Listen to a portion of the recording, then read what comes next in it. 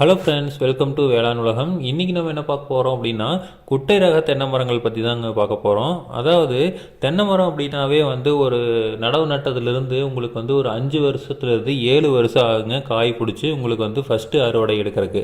ஆனால் இந்த குட்டை மரத்தில் பார்த்தீங்க அப்படின்னா 1.5 வருஷத்துலேருந்து 2 வருஷத்துக்குள்ளேயே காய் ஆக ஆரம்பிச்சிருது.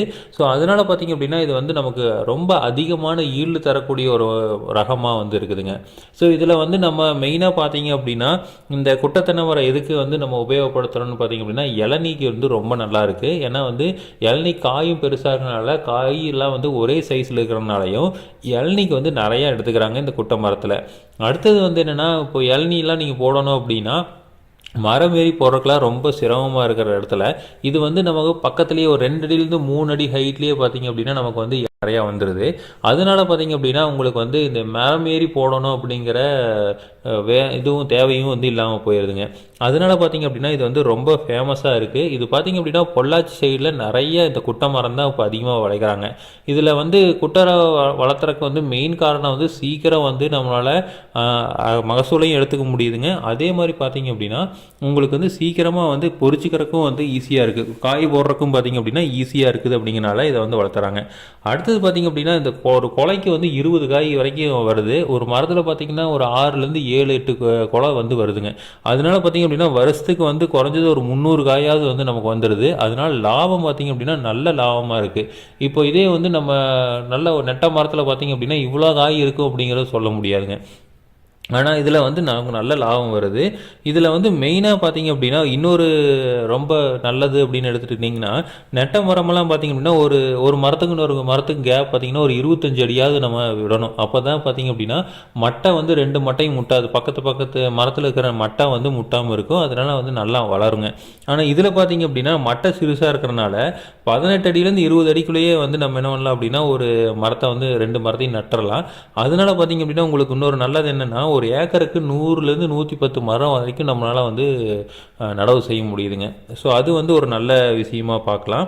அடுத்தது பார்த்தீங்க அப்படின்னா அவங்களுக்கு இதோட வேர் ரொம்ப ஆழமெல்லாம் போகிறதில்ல. இப்போ நீங்கள் இந்த கொட்டை மரத்தை வாங்கி நம்ம வீட்டில் வைக்கணும்னா கூட நமக்கு பிரச்சனை இல்லை. ஏன்னா ஒரு சில பேர்லாம் வீட்டில் வச்சுட்டு என்ன பண்ணுவாங்க அப்படின்னா இந்த பக்கத்தில் இது போயிடும், செவத்துக்குள்ளேலாம் நமக்கு வேர் போயிடும் அப்படின்னு நினைப்பாங்க. அந்த மாதிரி இருக்கிறவங்க இதை வாங்கி வச்சுட்டிங்க அப்படின்னா நமக்கு பெருசாக வேரும் போகிறதில்ல.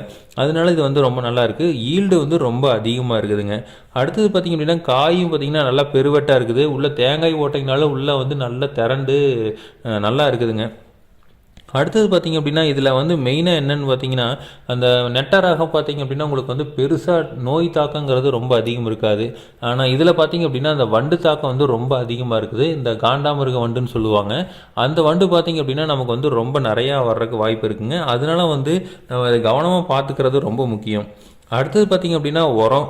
ஸோ நீங்கள் இது குட்டை ரகத்துலேயே நம்ம குட்டையாக செடி அதாவது மரம் ரொம்ப குறைவாக இருக்கிறப்பவே நமக்கு நல்ல காய் பிடிக்கிறதுனால உங்களுக்கு பார்த்திங்க அப்படின்னா ரொம்ப அதிகமான உரம் போடணுங்கிற அவசியம் இருக்குதுங்க. ஸோ இப்போ உரம் பார்த்திங்க அப்படின்னா நம்ம நிறையா போடலாங்க. இப்போ வேப்ப முன்னாக்கு, சாண உரம் போடலாம்.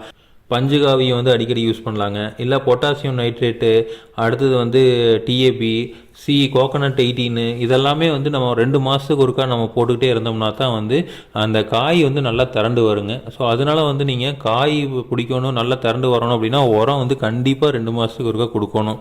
ஸோ நெட்ட மரம் மாதிரி நம்ம இதை பண்ண முடியாதுங்க. அடுத்தது பார்த்தீங்க அப்படின்னா உங்களுக்கு வாரம் ஒரு தடவையாவது தண்ணி விடணுங்க. தண்ணி நல்லா தண்ணி விட்டிங்கன்னா தான் காய் நல்லா பிடிக்கும். ஸோ அதனால் இது பார்த்தீங்க அப்படின்னா உங்களுக்கு ரொம்ப ஷார்ட் டைமில் ரொம்ப கம்மியான நாள்லேயே பார்த்தீங்க அப்படின்னா உங்களுக்கு நல்ல வருமானத்தை கொடுக்கக்கூடியதாக இந்த தென்னை மரம் இருக்குதுங்க. பொள்ளாச்சி சைடு பார்த்தீங்க அப்படின்னா இப்போ மெயினாக நிறையா பக்கம் இந்த தென்னை மரத்தில் இந்த குட்டை மரத்தை வைக்க ஆரம்பிச்சிட்டாங்க. நல்லா லாபம் எடுத்துகிட்டு இருக்கிறாங்க. இந்த கொட்டை தென்னை மரம் கன்று பார்த்திங்கன்னா நிறைய இடத்துல கிடைக்குதுங்க. அதனால் உங்களுக்கு உங்கள் ஊர்லேயே எங்கே பக்கத்தில் கிடைக்குதோ அதை வாங்கி நடவு செஞ்சீங்க அப்படின்னா நல்லா லாபம் வரக்கு வாய்ப்பு இருக்குதுங்க. இதே மாதிரி தகவல்கள் உங்களுக்கு மேலும் வேணும் அப்படின்னா எங்கள் சேனலை சப்ஸ்கிரைப் பண்ணுங்கள். தேங்க்யூ.